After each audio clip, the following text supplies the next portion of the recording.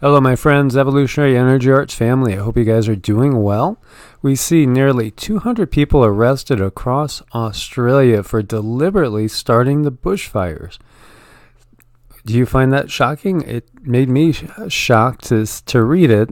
Maybe not surprised that there would be some crazy people out there. People maybe not in their right state of mind for various reasons, But this is amazing. I guess, well, maybe it's not amazing in this world.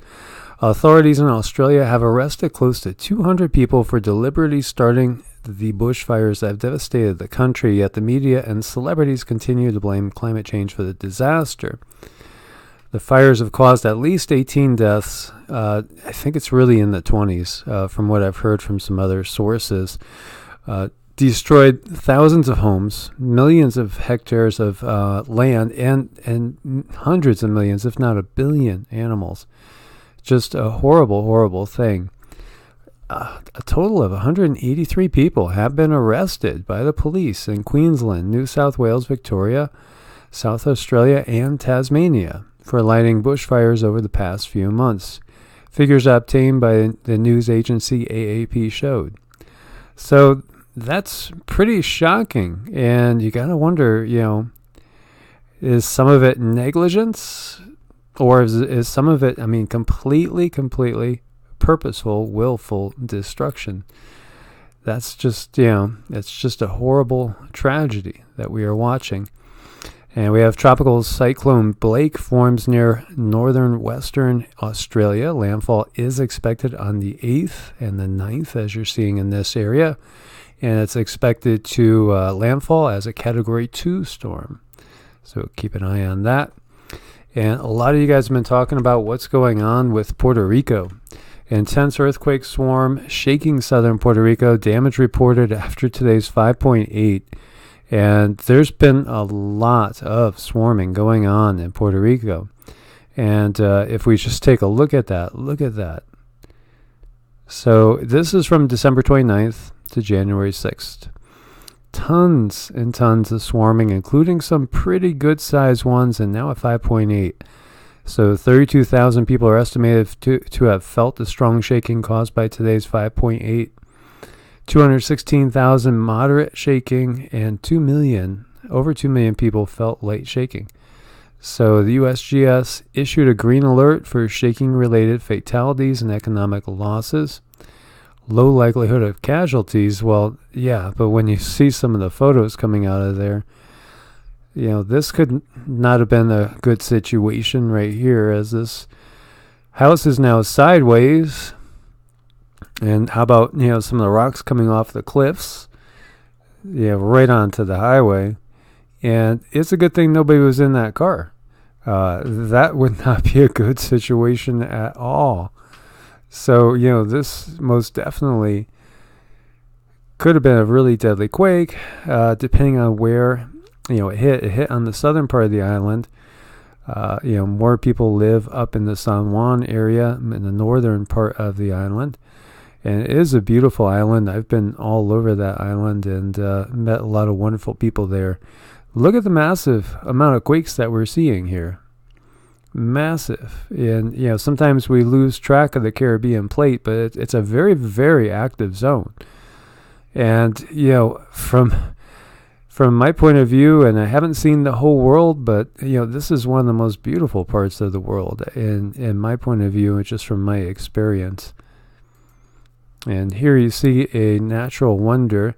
Punta Ventana collapses. This beautiful natural wonder did collapse. Look at that gorgeous water.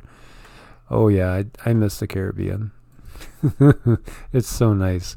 We've seen some really, really unusual quakes in weird places.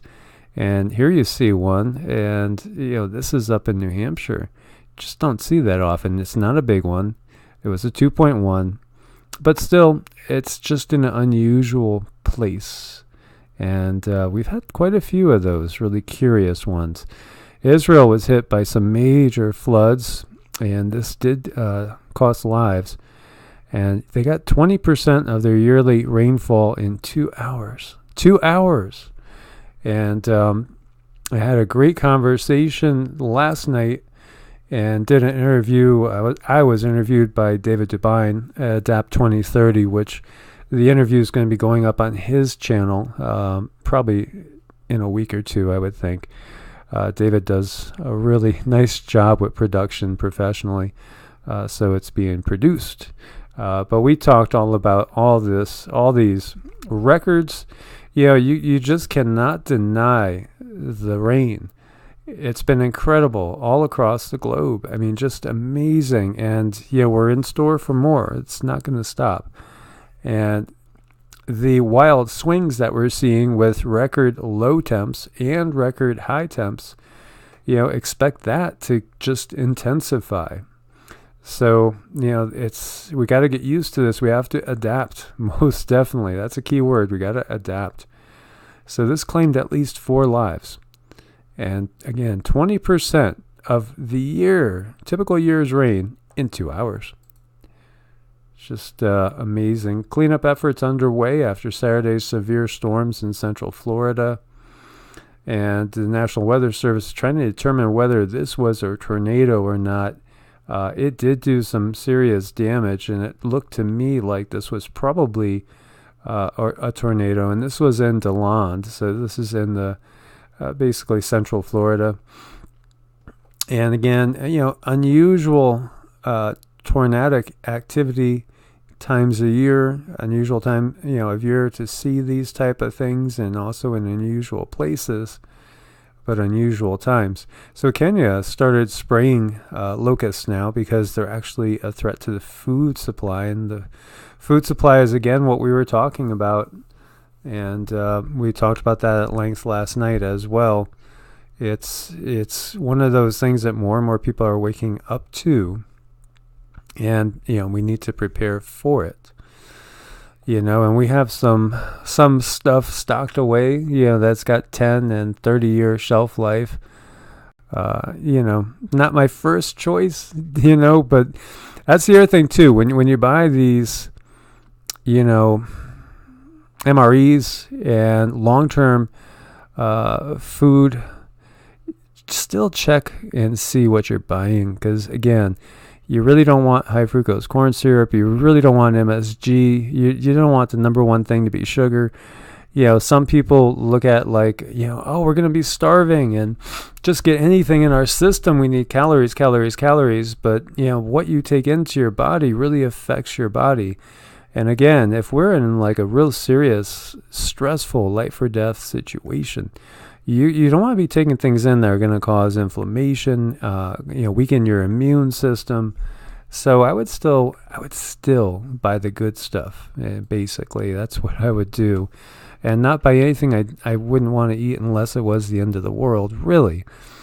So ice covers the desert town of Ain Sefra, the gateway to the Sahara in Algeria. As we see this, it reminds me of the way it's looked over here, over towards Death Valley after we did get the snowfall. And honestly, the desert can look beautiful when it's covered in snow. And that is what we have. A little bit, anyway. So 25 plus locations across South Australia have just suffered their coldest January days ever. Mainstream media is silent, and obviously, the focus is on the fires over there. But at the same time, they do have some record lows going. And this is out of Electroverse, which is definitely a grand solar minimum channel. So they always have that slant, and we know there's, the same thing we get from the mainstream with the global warming. What we have is extremes, that is for sure. And we have a raging stratospheric polar vortex, and it reaches its coldest temperature in 40 years. And the temperature is over 140 degrees Fahrenheit below zero. That's seriously cold. And we have a shooting star. It has a little touch of class to the Northern Lights. I would encourage you guys to go ahead and check these out. I'll give you the links. This is out of RT. Spectacular. I've never actually witnessed the Northern Lights, and Cindy had said she never did either, and she grew up as a kid in northern Idaho, right on the Canadian border, where you might be able to get a view every now and then of them, but you don't remember ever. I don't remember ever seeing them. You would think that I would be able to see it from there maybe on a good day, but I don't remember it. Well, in these times, maybe we'll see it down in Vegas. Who knows? As things are constantly changing. Okay, so is the government testing a new drone-based search and reconnaissance technology? And this is talking about Colorado and now Nebraska with those drones that are out there. And I did see in a conspiracy forum, somebody came out and claimed that they knew what was going on and that, it really is a contractor. It's not the government, but it's a contractor that works for the government. So the government could say, it's not us, because it's not them, but it's a contractor that's working for them. Now, this article is taking a look at that, the likelihood that it is a contractor as well. So this is a second source I'm seeing now that's saying it's a contractor that works for the government. Now, why are they doing this? Well, one theory says the drones are searching for a missing nuclear warhead from underground missile silos in that area. That theory comes from a memo from Russia's Ministry of Defense, making it suspect, although it cites some potentially credible sources, as reported in the following article. And there's a link right there. But perhaps the most credible theory is the U.S. government's testing new search and reconnaissance technology. Under that theory, the target item is placed in a large search area during the day, and evening the drones go out to find it. And so now I've heard another theory too, and a lot of people won't like this. It's that they are basically using technology that can kind of see through walls and the like, and they're searching for guns for confiscation. As if the Virginia law goes into effect, there's talk of the same sort of situation going into effect in Colorado. So I've heard somebody say that as well. It's a real curious situation, that is for sure. And over here, we're going to look at urban survival. So what is the next Great Depression going to look like? Is that what we're truly heading into? And so if you guys, speaking of David Devine, him and Rex over at Leak Project did a really good interview. We did our 3-hour drive to the grocery store today, and yeah, well, it's good bonding time. Yeah, 3-hour drive, to the grocery store. So we listened to David and Rex, and it was entertaining. And David was talking about just how much this really looks like 1913 again in many, many ways.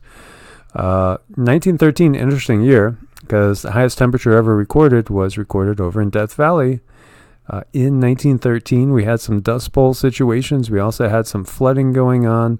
We also had a very, very, very low sunspot count that year, which, is what we know is really a trigger for so much of what we see. So 1913 was an interesting year along that lines.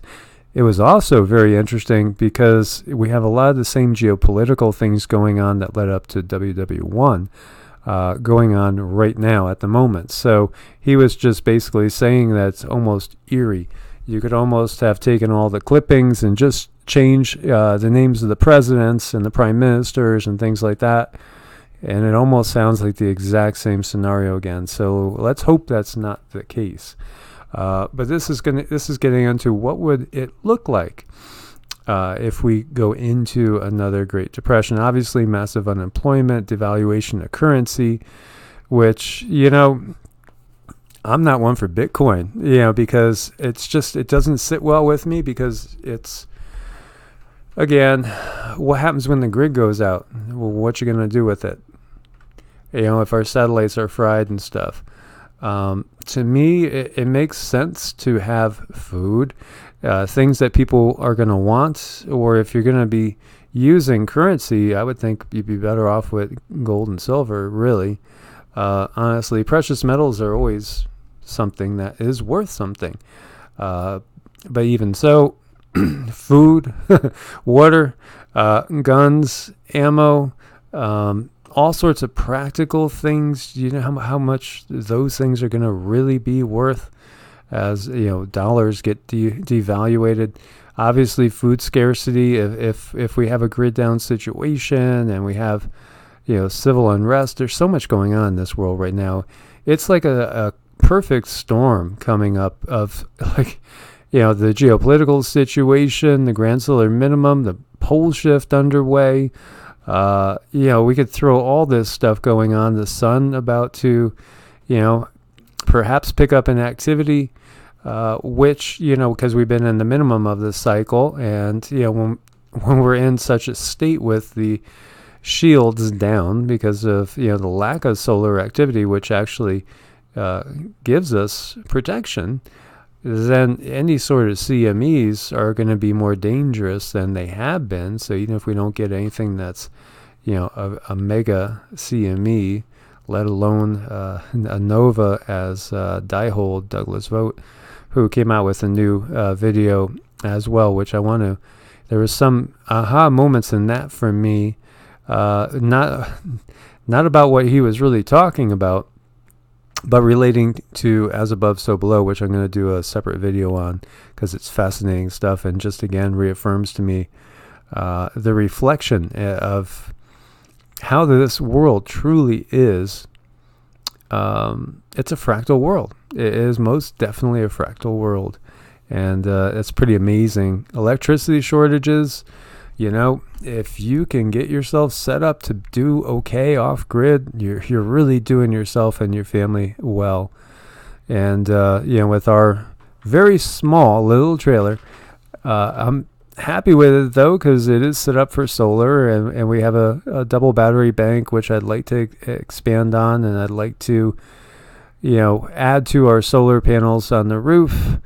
And I think we'll be really good, especially if we travel with the weather. So travel with the seasons, as well. The only thing is, obviously, we wouldn't be growing food for ourselves. That would be the drawback. But we went 16 days. I'm proud of us. 16 days with between trips to the store. 16. Which is a lot. So it's like we're being conditioned to be resourceful. Yeah, resourceful and get by with less. And for us, it's kind of like a practice run. How much do you really, really need? We watch our weight, and typically we eat twice a day. I would say twice a day is our average. Every now and then we'll eat just once during the day. But, as you know, we practice intermittent fasting on a regular basis. So, typically we don't eat anything until 2 or 3. And then we usually are not eating anything else, after maybe, 8 o'clock or so, something like that typically. So, we usually eat in about a 6-hour window on average. And we've learned how to make things spread a little bit more. So, we spent $140 for 16 days, basically, looking at it that way. That's pretty damn cheap. That's not bad. I'm kind of proud of that. But, we bought things the right way. And, I just feel like we're making progress. I think we're getting used to things. We're doing a lot of hikes out there as well. Going up some pretty gravelly, rock-strewn cliffs, stuff like that. Relatively challenging, wouldn't you say? Yeah, it's a lot of fun because when you stand there and feel the land, it's almost like you can feel there was little people there. Yeah, like the nature spirits and stuff. So we like to get out there in the middle of the nowhere and, do some serious hiking and do some serious climbing as well. And it's been a way for me to get over my acrophobia as well. So I'm doing better with that. And, get up to the top of something and just look out on everything below. So violence, obviously, we don't know what's going to happen as far as that. And that's always something we have to be aware of. And I was watching a prepping video, and the guy was stressing how people there's a lot of people that like to shoot guns, and they like to collect guns, and they might have, dozens of guns and tens of thousands of rounds, and perhaps they're not stocked up good enough on food and water purification and things like first aid, bandages, bacterial agents. Think of all of it. Be well rounded in your preparations. And over here too, Americans, for the most part, and I've lived all over the country, really, most people are nice. It's my contention that most people are nice. I think, there could be, a small percentage out there that really will, you don't want to be, down a dark alley with them if there's a lawless situation, because there are people out there that will always be predatory and take advantage of people. So you have to be aware of that. But for the most part, I think people want to help people. And so one of his conclusions here is also people living off-grid will fare better, honestly, in a modern depression, or, in a situation where the grid goes down, or even in a situation where there is, say, war declared again. It's all about how well we adjust. And I think it's a good time right now for us to train ourselves, mind, body, and spirit, for anything that's going to come. And if nothing comes, then that's awesome. Yay. You know what? You're better prepared. You're probably going to be in better shape. You're going to be a little tougher, a little more durable, a little more resilient. So that doesn't hurt at all. So here's some things, 25 survival items you can make at home. And, a lot of these things you can make for a fraction of the cost, and you can make them better, healthier. Things like soap, deodorant, lotions, all sorts of lotions, antibiotic wound cream, and each one of these, if you click on it, it's going to give you a recipe to do just that. A poultice, candles, oil lamp, fuel, charcoal, even making your own charcoal, char cloth, fire starter, waterproof matches, it's actually not that big a deal, tin can stove, rocket stove, a solar oven, water filter, aquaponics, man, you could do so much with that too. PVC bow, traps, paracord belt, hardtack, beef jerky, butter, emergency bread, and a Zier pot. So interesting stuff here. And I'll have the links for you guys as always.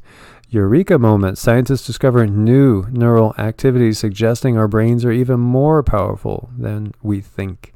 And, we've had some really interesting Eureka moments in the last couple of years with discoveries about our brain. For one, that it's built, scientists now know it's built to be multi-dimensional. It is built to operate in up to 11 different dimensions, according to what we have learned recently. And, we've heard the old adage that we use less than 10% of our brain.